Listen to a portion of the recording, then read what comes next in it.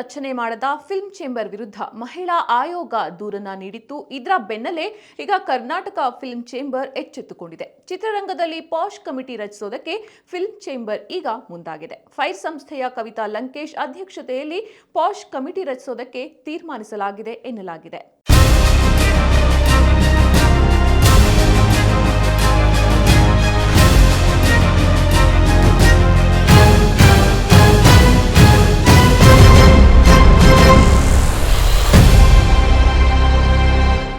ಕೇರಳ ಚಿತ್ರರಂಗದ ಲೈಂಗಿಕ ದೌರ್ಜನ್ಯದ ಕುರಿತು ಜಸ್ಟಿಸ್ ಹೇಮಾ ಸಮಿತಿ ವರದಿ ನೀಡಿದ ಬಳಿಕ ಕರ್ನಾಟಕದಲ್ಲೂ ಕೂಡ ಸಮಿತಿ ರಚನೆ ಆಗಬೇಕು ಎನ್ನುವ ಕೂಗು ಎದ್ದಿತ್ತು. ಆದರೆ ಇದಕ್ಕೆ ಚಿತ್ರರಂಗದ ಪ್ರಮುಖರು ಆಸಕ್ತಿ ತೋರಿರಲಿಲ್ಲ. ಇದೀಗ ಹಿರಿಯ ನಿರ್ದೇಶಕಿ ಕವಿತಾ ಲಂಕೇಶ್ ಅವರ ಅಧ್ಯಕ್ಷತೆಯಲ್ಲೇ ಸಮಿತಿ ರಚಿಸಿ ಆದೇಶ ಹೊರಡಿಸಲಾಗಿದೆ. ಖಾಯಂ ಸದಸ್ಯರಾಗಿ ಕರ್ನಾಟಕ ಚಲನಚಿತ್ರ ವಾಣಿಜ್ಯ ಮಂಡಳಿ ಅಧ್ಯಕ್ಷ ಎನ್ಎಂ ಸುರೇಶ್, ಸದಸ್ಯರಾಗಿ ಹಿರಿಯ ನಟಿ ಪ್ರಮೀಳಾ ಜೋಶಾಯ್, ಮಹಿಳಾ ಹಕ್ಕುಗಳ ಹೋರಾಟಗಾರ್ತಿ ಬಿಮಲಾ ಕೆಎಸ್, ಹಿರಿಯ ವಕೀಲೆ ರಾಜಲಕ್ಷ್ಮಿ ಅಂಕಲಗಿ, ಟ್ರಾನ್ಸ್ಜೆಂಡರ್ ಹೋರಾಟಗಾರರಾದ ಮಲ್ಲು ಕುಂಬಾರ್, ನಟಿ ಶ್ರುತಿ ಹರಿಹರನ್, ಹಿರಿಯ ಪತ್ರಕರ್ತ ಮುರಳೀಧರ್ ಖಜಾನೆ, ರಂಗಕರ್ಮಿ ಶಶಿಕಾಂತ್ ಯಡಹಳ್ಳಿ, ನಿರ್ಮಾಪಕರಾದ ಸಾರಾ ಗೋವಿಂದ್ ಈ ಸಮಿತಿಯಲ್ಲಿ ಇರಲಿದ್ದಾರೆ.